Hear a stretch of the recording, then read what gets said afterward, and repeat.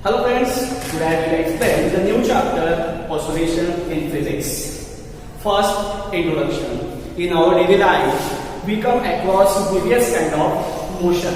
We have already known or we have already learned about linear motion, projectile motion. We have also learned about UCM, means uniform circular motion, and orbital motion. Okay, then in this chapter I will study oscillation. Before that, I will explain periodic motion. What is periodic motion? Is the motion which repeats itself in equal intervals of time on the same path. बघा मला सांगायचं काय की एक particular time असणार आहे आणि त्या पर्टिक्युलर टाइम नंतर तुमचा जो ऑब्जेक्ट असणार आहे तो पुन्हा काय होईल, रिपीट मोशन मध्ये येणार आहे. For example, the motion of earth around the sun.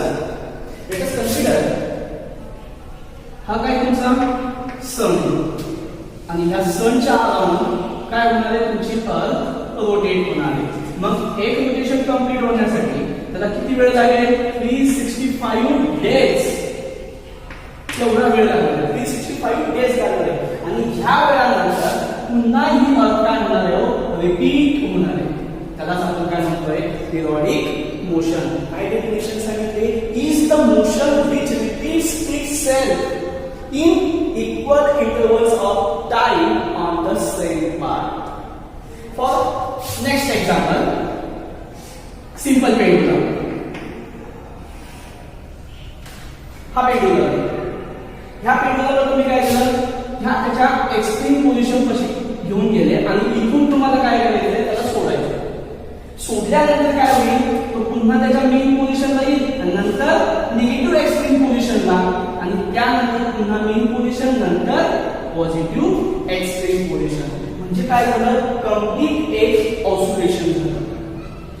Suppose एक ऑसिलेशन होण्यासाठी त्याला किती वेळ लागला, late us consider only 2 second. After 2 second once again complete one revolution. ही जी काय प्रोसेस घडते हे काय होते, रिपीटेड प्रोसेस आहे. रिपीटेड प्रोसेस असेल तर हे पण एक्झाम्पल मला झालं तुमचं पिरियडिक मोशनचं झालं. त्यानंतर अजून नेक्स्ट एक्झाम्पल, तुमचं हातातलं वॉच आहे. Late us consider second.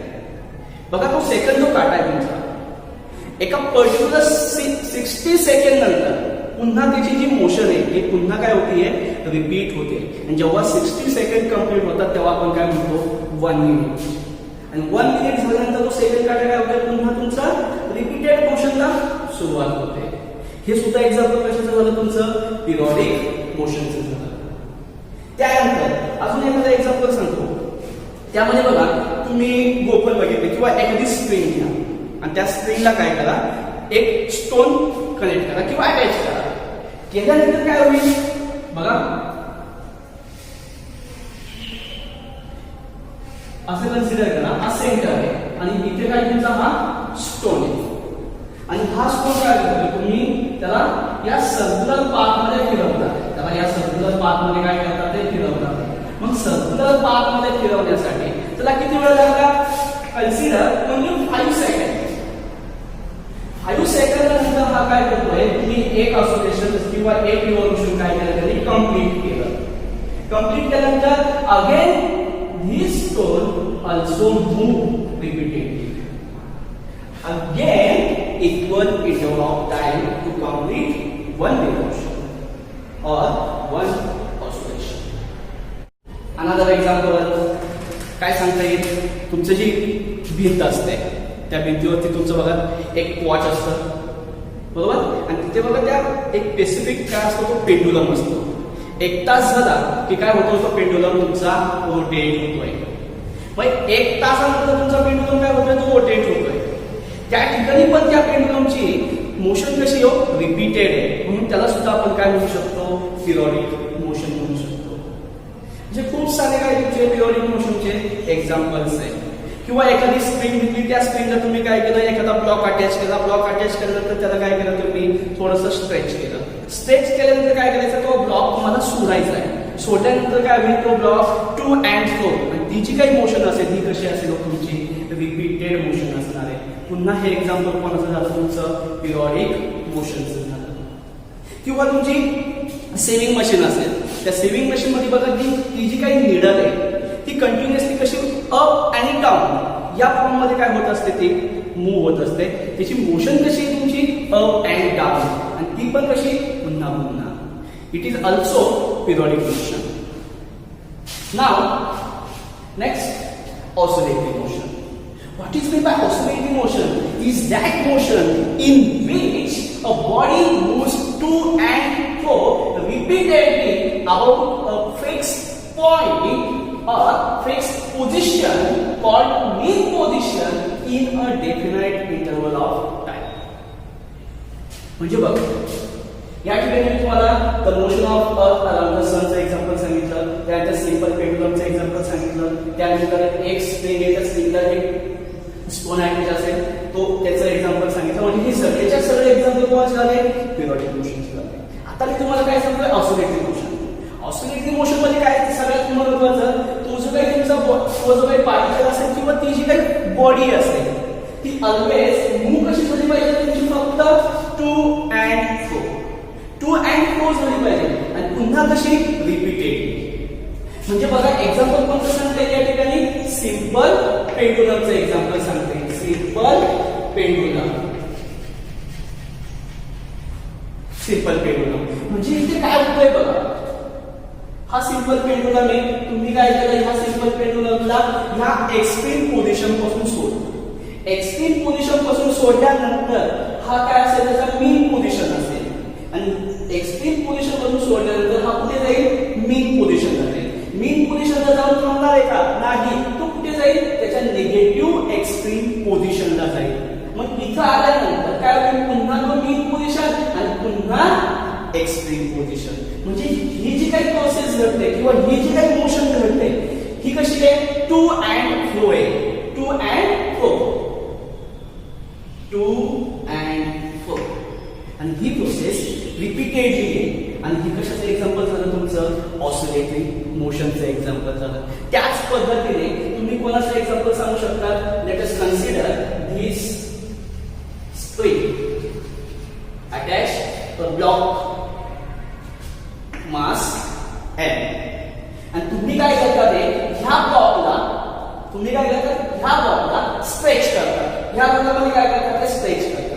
Stretch केल्यानंतर काय होणार आहे, हा ब्लॉक म्हणजे ही स्प्रिंग इलॉंगेट होऊन त्याच्यावरती काहीतरी फोर्स एक्झर्ट होणार आहे, आणि फोर्स एक्झर्ट झाल्यानंतर हा ब्लॉक टू अँड फ्रो मध्ये काय होईल, मूव्ह होईल. टू अँड फ्रो, आणि कसा, रिपीटेडली. हे पण कोणाचं एक्झाम्पल झालं, तुमचं ऑसिलेटरी मोशनचं एक्झाम्पल झालं.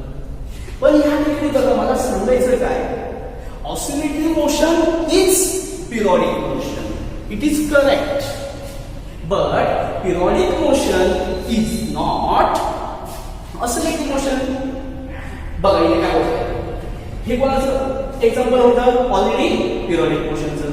हे पिरियॉडिक मोशनचं पण आहे, आणि अजून कोणाचं एक्झाम्पल आहे, ऑसिलेटरी मोशनचं पण एक्झाम्पल आहे. परंतु मी सांगतो काय, all oscillatory motion is periodic motion, but all periodic motion is not oscillatory motion. Okay, म्हणजे काय बघा, ही अर्थ असेल किंवा हे एक्झाम्पल असेल. ह्या एक्झाम्पल मध्ये the motion of earth around the sun मध्ये काय होते, तुमची अर्थ ह्या सनच्या अराउंड मूव्ह होते, परंतु कशी, इलेक्ट्रिकल पाथ मध्ये. या ठिकाणी पण हा जो काही स्टोन आहे, हा जो काही पार्टिकल आहे, आपण काय होतोय, रिव्हॉल्व होतोय, परंतु कसा, सर्क्युलर पाथ मध्ये. पण ऑसिलेटरीची डेफिनेशन काय सांगते, तुमचा जो ऑब्जेक्ट असणार आहे तो काय झाला पाहिजे, फक्त टू अँड फ्रो झाला पाहिजे. इथं ही जी काय अर्थ आहे ही मागे पुढे होते का, किंवा हा जो काही स्टोन आहे हा मागे पुढे होतोय का, नाही, फक्त काय होतोय, हा जो काही तुमचा पेंडुलम असेल हाच फक्त काय होतोय, तुमचा मागे पुढे होते, म्हणजे टू अँड फ्रो. म्हणून मी काय म्हटलं, all oscillatory motion are periodic motion. But all periodic motion are not oscillating motion. म्हणजे हे जे काही कोन आहे याला आपण ऑसिलेटरी मोशन म्हणू शकत नाही. ऑसिलेटरी मोशन मध्ये काय इम्पॉर्टंट आहे तुमचं फक्त to and fro. It is also काय periodic motion or oscillatory motion. Okay. Next, linear simple harmonic motion. SHM. यामध्ये काय सांगितलं ते definition. The motion in which object moves to and fro along the straight line. Best example, spring. आणि त्याला तुम्ही काय करतात हे ब्लॉक म्हणजे काहीतरी समथिंग त्याचं मास. आणि तुम्ही काय करणार त्याला ह्या भागातून त्याला पुन्हा स्ट्रेच करणार. म्हणजे ही स्प्रिंग काय होईल तुमची इलॉंगेट होईल. इलॉंगेट झाल्यानंतर याची मोशन कशी होणार आहे अगेन टू अँड फ्रो होणार आहे. परंतु इथं सांगितलं काय तुम्ही बघा टू अँड फ्रो मोशन होते अलॉंग द स्ट्रेट लाईन. एकाच डायरेक्शन मध्ये काय होते त्याची टू अँड फ्रोची मोशन होते. त्याला आपण काय म्हणतोय लिनियर सिंपल हार्मोनिक मोशन. त्याच पद्धतीने बघा ह्या ठिकाणी काय सांगितलं हा पेंडुलम सांगितलं. हा पेंडुलम तुम्ही काय करा ह्या एक्स्ट्रीम पोझिशन कशी घेऊन गेलाय तिथून तुम्हाला सोडायचं आहे. सोडल्यानंतर याची पण मोशन कशी होणार आहे टू अँड फ्रो. फक्त लक्षात काय ठेवायचंय तुम्हाला ऑसिलेटरी मोशन आणि लिनियर सिंपल हार्मोनिक मोशन हे जवळजवळ कसे सेमच आहे. तिथे रिपिटेटिव्ह प्रोसेस होती तिथे पण रिपिटेटिव्ह प्रोसेसच आहे. फक्त इथं काय सांगितलं त्यांनी अलॉंग द स्ट्रेट लाईन हे लक्षात ठेवा. याची पूर्ण डीप कन्सेप्ट बघत आहे. या ठिकाणी बघा मला समजायचं काय मास हा ब्लॉक आहे. म्हणजे तुम्ही काय करतात ह्या स्प्रिंगला तुम्ही स्ट्रेच करणार. स्ट्रेच केल्यानंतर ही स्प्रिंग काय होईल इलॉंगेट होईल. इलॉंगेट झाल्यानंतर इथे काय ऍक्ट होईल तुमचा फोर्स ऍक्ट होईल. मग तो जो काही फोर्स असेल या फोर्सला आपण काय म्हणणार आहे रेस्टोरिंग फोर्स म्हणणार आहे. म्हणजे पुन्हा काय होत आहे त्या ब्लॉकला त्याच्या मेन पोझिशन मध्ये घेऊन जाण्याचं काम करतो कोण तो रेस्टोरिंग फोर्स. आणि तो किती असतो F is equal to -kx. बघा आता मग याचीच थोडंसं डिस्क्रिप्शन कसं असतं. या ठिकाणी मला सांगायचं ही स्प्रिंग या स्प्रिंगला मी काय केलंय एक ब्लॉक अटॅच केलाय. या ब्लॉकचा मास m आहे आणि ही जी काही पोझिशन आहे ही कोणती तुमची मेन पोझिशन. ही जी पोझिशन आहे ही कोणती तुमची मेन पोझिशन. Main position. आता मी काय करतोय बघा या ब्लॉकला थोड्या प्रमाणामध्ये स्ट्रेच करणार आहे. म्हणजे ही स्प्रिंग काय होईल तुमची इलॉंगेट होईल. इलॉंगेट झाल्यानंतर याच्यावरती काय ऍक्ट होणार आहे तुमचा रेस्टोरिंग फोर्स. मग तो रेस्टोरिंग फोर्स कोणत्या डायरेक्शन मध्ये असेल ते बघा. तुम्ही हा रेस्टोरिंग फोर्स आहे. तुम्ही काय केली ही स्प्रिंग इलॉंगेट केली आहे पॉझिटिव्ह एक्स्ट्रीम पोझिशनला. मग याच्यावरती जो काही फोर्स ऍक्ट होणार असेल हा कसा ऍक्ट होईल टुवर्ड्स द मेन पोझिशन. कारण की रेस्टोरिंग फोर्स काय करतोय ह्या ब्लॉकला त्याच्या मेन पोझिशन मध्ये घेऊन जाण्याचं काम करतोय. पण हे काय असेल त्याचं एवढं काय झालं त्याचं डिस्प्लेसमेंट. जेवढा फोर्स तिथं असेल तेवढंच काय असेल तिथे त्याचं त्या ब्लॉकचं त्या बॉडीचं ऍक्सेलरेशन असेल. ओके. मग बघा आता इथे तुम्ही स्ट्रेच केली इथून सोडणार आहे ही पुन्हा कुठे येईल त्याच्या मेन पोझिशनला येणार आहे. पुन्हा कुठे येणार आहे मेन पोझिशनला येणार आहे. मग मेन पोझिशनला आल्यानंतर हा ब्लॉक स्टेबल होईल का नाही. कारण की का तर त्याची व्हेलॉसिटी कशी असेल हो जास्त असेल. म्हणजेच काय होईल हा ब्लॉक पुन्हा निगेटिव्ह एक्स्ट्रीम पोझिशनला येईल. आणि निगेटिव्ह एक्स्ट्रीम पोझिशनला आल्यानंतर ही स्प्रिंग काय होईल तुमची कॉम्प्रेस होईल. व्हेलॉसिटी मात्र काय असेल त्याची 0 असेल. याच्यावरती पुन्हा काय होईल तुमचा फोर्स ऍक्ट होईल. मग फोर्स कसा ऍक्ट होणार आहे ही स्प्रिंग काय झाली तुमची आता कॉम्प्रेस झाली. कॉम्प्रेस झाल्यानंतर फोर्स ह्या डायरेक्शन मध्ये काय होईल ऍक्ट होईल टुवर्ड्स मेन पोझिशन. अगेन ही spring mean position. That means first step and last step are equal. म्हणजे बघा बघा सांगायचं काय या ठिकाणी, पहिल्या स्टेप मध्ये काय घेतलं, ही स्प्रिंग घेतली, ही स्टेबल पोझिशन. मग या ठिकाणी त्याची वेलॉसिटी सांगायची आपल्याला, त्याचं ऍक्सेलरेशन सांगायचं, त्याच्यावरती किती फोर्स ऍक्ट होतोय ते सांगायचंय, त्याचं डिस्प्लेसमेंट किती आहे ते सांगायचंय. मग या स्टेप मध्ये बघा मी काय म्हणतो, फर्स्ट स्टेप मध्ये मेन पोझिशनला वेलॉसिटी ही मॅक्झिमम असते, डिस्प्लेसमेंट किती असेल त्या ठिकाणी 0, त्यानंतर फोर्स पण किती असेल त्या ठिकाणचा 0, ऍक्सेलरेशन पण किती असेल तो 0. ते कसं तर लक्षात घ्या, जेव्हा तुम्ही ह्या मेन पोझिशन पासून पॉझिटिव्ह एक्सट्रीम पोझिशनला जातात, जेव्हा तुम्ही या मेन पोझिशन पासून पॉझिटिव्ह एक्सट्रीम पोझिशनला जात असताना त्याची व्हेलॉसिटी मात्र काय होणार आहे, 0 होणार आहे. पण याचं डिस्प्लेसमेंट काय होतं, इन्क्रीज होतंय. याचं डिस्प्लेसमेंट काय होतंय, इन्क्रीज होतंय. ही स्प्रिंग जेवढी इलॉंगेट होणार आहे तेवढा ह्या ब्लॉकवरती काय एक्झर्ट होईल, तुमचा प्रेस्टोरिंग फोर्स.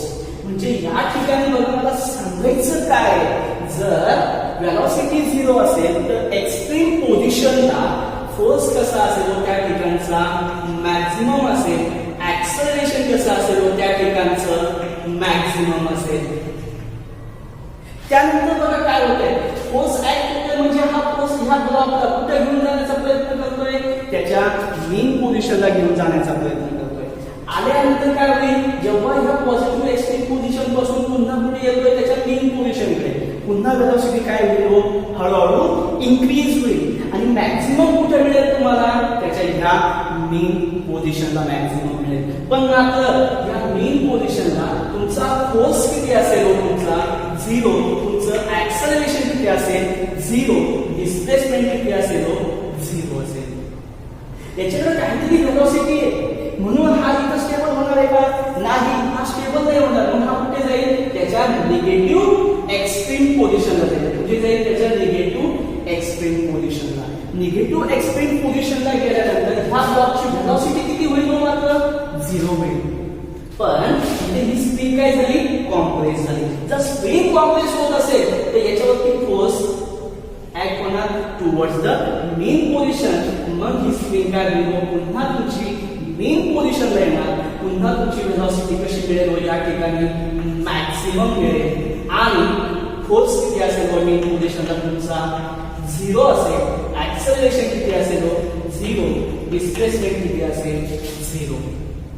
मग या ठिकाणी जो काही फोर्स ऍक्ट होतोय, बघा मला सांगायचं काय, या ठिकाणी जो काही फोर्स ऍक्ट होतोय तो कोणता फोर्स आहे, तुमचा रेस्टोरिंग फोर्स आहे.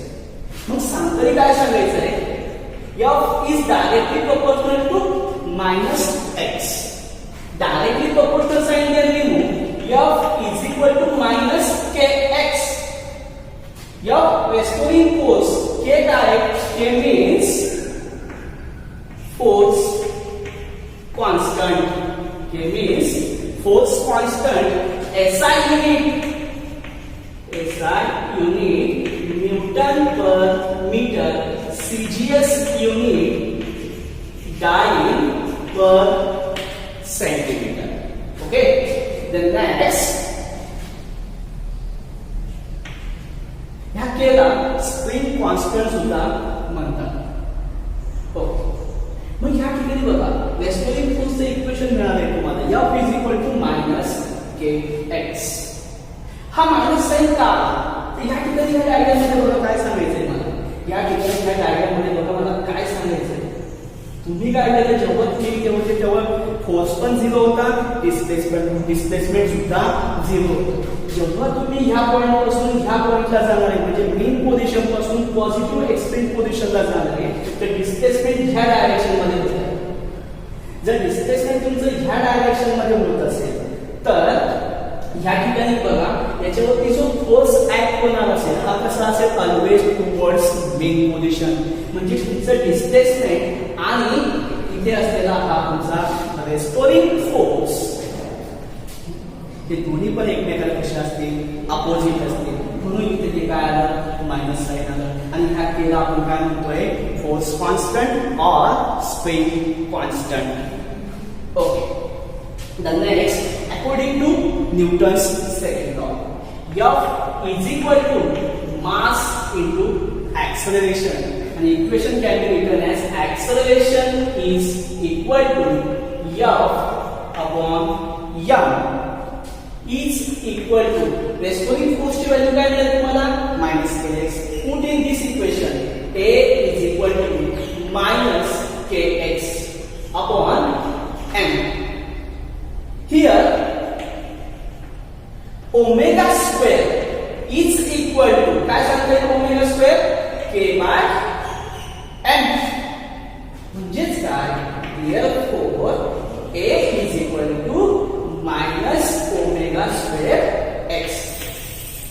त्या ब्लॉकचं काय मिळालं आपल्याला ऍक्सेलरेशन मिळालं. किती मिळालं ते acceleration minus omega square x. बघा हा जो काही पॉइंट आहे ह्या पॉइंटवरती स्टेट बोर्डला किंवा नीट जेडब्ल्यू सीटी ला एक क्वेश्चन म्हणजेच एक एमसीक्यू तरी तयार होतेच. मला एमसीक्यू कशी तयार होते ते लक्षात घ्या. मी सांगतो काय की मेन पोझिशनला बघा ह्या मेन पोझिशनला बघा काय होतं मेन पोझिशन. व्हेलॉसिटी कशी सांगितली तुम्ही व्हेलॉसिटी कशी सांगितली मॅक्झिमम व्हेलॉसिटी कशी सांगितली मी मॅक्झिमम परंतु बट फोर्स कसा सांगितला मिनिमम. डिस्प्लेसमेंट पण कसं सांगितलं मिनिमम. आणि ऍक्सेलरेशन पण कसं असेल मिनिमम असेल. म्हणजे किती असेल 0 असेल. फक्त व्हेलॉसिटीज काय असेल मॅक्झिमम असेल at extreme position. At extreme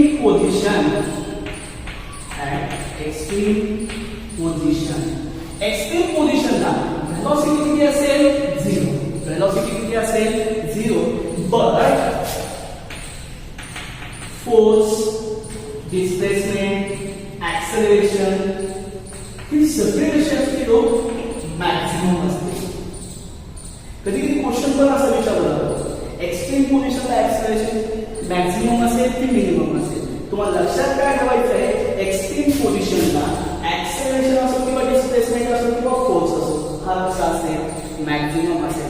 extreme पोझिशनला फक्त काय मिनिमम आहे त्या ब्लॉकची व्हेलॉसिटी मिनिमम आहे. जेव्हा तुम्ही मेन पोझिशन करून पॉझिटिव्ह एक्स्ट्रीम पोझिशनला जाणार आहे तेव्हा त्याची व्हेलॉसिटी काय होते डिक्रीज होते. बघा काय सांगितलंय मेन पोझिशन पासून पॉझिटिव्ह एक्स्ट्रीम पोझिशनला जाणार तेव्हा त्याची व्हेलॉसिटी ही डिक्रीज होते म्हणजे कमी होते. आणि एक्स्ट्रीम पोझिशन पासून पॉझिटिव्ह एक्स्ट्रीम पोझिशन पासून जेव्हा तुम्ही पुन्हा त्याच्या मेन पोझिशनला येणार आहे तेव्हा त्याची व्हेलॉसिटी ही मॅक्झिमम होते. मग एक क्वेश्चन जर व्हेलॉसिटी ही डिक्रीज होत असेल तर फोर्स ऍक्सेलरेशन आणि डिस्प्लेसमेंट ते कसं काय होईल इन्क्रीज होईल मॅक्झिमम होईल ऍट एक्स्ट्रीम पोझिशनला. आणि जर या ठिकाणी जर व्हेलॉसिटी ही मॅक्झिमम होत असेल तर फोर्स ऍक्सेलरेशन डिस्प्लेसमेंट हे काय होईल तुमचं कमी होईल. त्याच पद्धतीने ह्या मेन पोझिशनला व्हेलॉसिटी कशी होईल तुमची मॅक्झिमम आहे. मग जेव्हा तुमचं मेन पोझिशन पासून निगेटिव्ह एक्स्ट्रीम पोझिशनला जर तुम्ही जात असेल तर त्या ठिकाणी सुद्धा काय होईल तुमची व्हेलॉसिटी ही डिक्रीज होईल मिनिमम होईल. आणि फोर्स ऍक्सेलरेशन आणि डिस्प्लेसमेंट कसं होईल तुमचं मॅक्झिमम होईल. त्यानंतर असा पण क्वेश्चन विचारला जाईल की तुमचा ब्लॉक किंवा तुमची बॉडी ही निगेटिव्ह एक्स्ट्रीम पोझिशन पासून कुठे झाली आहे मेन पोझिशनला. तर व्हेलॉसिटी काय असेल फोर्स किती असेल डिस्प्लेसमेंट किती असेल त्यानंतर ऍक्सेलरेशन किती असेल. तर तुम्हाला माहिती आहे जेव्हा तुमची निगेटिव्ह एक्स्ट्रीम पोझिशन पासून तुम्ही मेन पोझिशनला जाणार आहे किंवा पॉझिटिव्ह एक्स्ट्रीम पासून तुम्ही मेन पोझिशनला जाणार आहे तुमची व्हेलॉसिटी काय होईल इन्क्रीज होईल. फोर्स ऍक्सेलरेशन डिस्प्लेसमेंट काय होईल तुमचं मिनिमम होईल. ह्या 3-4 गोष्टी लक्षात ठेवा. ह्या तुम्हाला जर समजल्या म्हणजे ही जर डायग्राम तुम्हाला समजली तर यापुढे एक डेरिव्हेशन सॉल्व्ह करायचं आहे. त्या डेरिव्हेशन मध्ये आपल्याला याच्या व्हॅल्यूज फाइंड आउट करायच्या आहेत. म्हणजे मेन पोझिशनला व्हेलॉसिटी मॅक्झिमम आहे पण ती किती आहे. त्यानंतर एक्स्ट्रीम पोझिशनला ऍक्सेलरेशनची व्हॅल्यू फाइंड आउट करायची डिस्प्लेसमेंटची व्हॅल्यू फाइंड आउट करायची. ती मॅक्झिमम आहे पण किती आहे ते आपल्याला माहिती नाही. ते आपल्याला काय करायचंय कॅल्क्युलेट करायचं नेक्स्ट लेक्चरमध्ये. मग ह्या ठिकाणी सगळ्यात महत्त्वाचं काय लक्षात ठेवा, इथे मीन पोझिशनला velocity maximum force displacement acceleration कसं असतं, 0 असतं, मिनिमम असतं. एक्स्ट्रीम पोझिशनला फोर्स ऍक्सेलरेशन डिस्प्लेसमेंट हे मॅक्सिमम असतं, तर वेलोसिटी ही काय असते तुमची 0 असते. त्यानंतर रेस्टोरिंग फोर्सचे इक्वेशन काय सांगितलं की F equal to minus kx सांगितलं. F equal to minus kx, minus का आला तर तुमचं डिस्प्लेसमेंट आणि फोर्स या दोघांच्या पण डायरेक्शन एकमेकाला कशा आहे, अपोजिट आहे. म्हणून तिथं काय सांगितलं, कोणतं साइन आलं तुमचं, मायनस साइन आलं. मग तुम्हाला मी ऑसिलेटिंग मोशनचे एक्झाम्पल सांगितले, पिरियडिक मोशनचे एक्झाम्पल सांगितले. बघा त्या ठिकाणी पिरियडिक मोशन मध्ये काय होतंय, एक पर्टिक्युलर टाइम असणार आहे, त्या पर्टिक्युलर टाइम नंतर पुन्हा त्याची त्या पार्टिकलची किंवा त्या बॉडीची किंवा त्या ऑब्जेक्टची मोशन रिपीट होणार, त्याला आपण काय म्हणतोय, पिरियडिक मोशन म्हणतोय. ऑसिलेटिंग मोशन मध्ये काय होत आहे, तो जो काही ऑब्जेक्ट असेल, ती जी काही बॉडी असेल ती ऑसिलेट होते एका पर्टिक्युलर टाइमला मागे, परंतु कशी ऑसिलेट होते ती ओनली टू अँड फ्रो मध्ये ऑसिलेट होते. टू अँड फ्रो मध्ये जर ऑसिलेट होत असेल तर त्या ठिकाणी तुम्हाला सांगायचं काय, all oscillatory motion are periodic motion, but all periodic motion are not as oscillatory motion. म्हणजे सगळेच्या सगळे पिरियडिक मोशन हे ऑसिलेटरी असतील का, नाही. कारण की पिरियडिक मोशन मध्ये तुम्ही अर्थ अराउंड द सन बघितलं, म्हणजे जी अर्थ इव्हॉल्व होते सनच्या, ती काय होते, सर्क्युलर इलेक्ट्रिकल पाथमध्ये. ते पॉसिबल आहे का, टू अँड फ्रो होते का, मागे पुढे होते का, नाही होते. ऑसिलेटरी मध्ये काय पाहिजे आपल्याला, ती मेन पोझिशन, त्या मेन पोझिशनला काय होत आहे, तुमचा जो पेंडुलम आहे तो एक्स्ट्रीम पोझिशन पासून सोडला, कोणाला क्रॉस केलं, मेन पोझिशन, पुन्हा निगेटिव्ह एक्स्ट्रीम पोझिशन, पुन्हा निगेटिव्ह एक्स्ट्रीम पासून आला, कुठे आला, मेन पोझिशन, पुन्हा पॉझिटिव्ह एक्स्ट्रीम पोझिशन. म्हणजे हा काय होतोय, टू अँड फ्रो ऑसिलेट होतोय अबाउट इट्स मेन पोझिशन. सगळ्यात महत्वाचं आहे. त्यानंतर मला सांगायचं काय बघा, खाली आपण काय बघितलं, लिनियर सिंपल हार्मोनिक मोशन. तिथे पण सेम कन्सेप्ट आहे. सेम कन्सेप्ट काय सांगितले आपण त्या ठिकाणी, तिला जो ऑब्जेक्ट आहे तो पुन्हा कसा होतोय, टू अँड फ्रो होतोय. कसा होतोय, टू अँड फ्रो, परंतु त्याची डायरेक्शन कशी सांगितली होती, टू अँड फ्रोची अलॉंग द स्ट्रेट लाईन. मग या ठिकाणी अजून एक डेफिनेशन आपल्याला मॉडिफाईड करता येते, कोणानुसार, त्याच्या या इक्वेशननुसार. ह्या इक्वेशननुसार जर अजून स्टँडर्ड डेफिनेशन सांगायची ठरली तर कशी सांगणार, the linear simple harmonic motion is defined as the linear periodic motion of a body in which restoring force or acceleration is always directed towards the mean position and its magnitude is directly proportional to the displacement from the mean position. It is known as linear simple harmonic motion. Okay, thank you.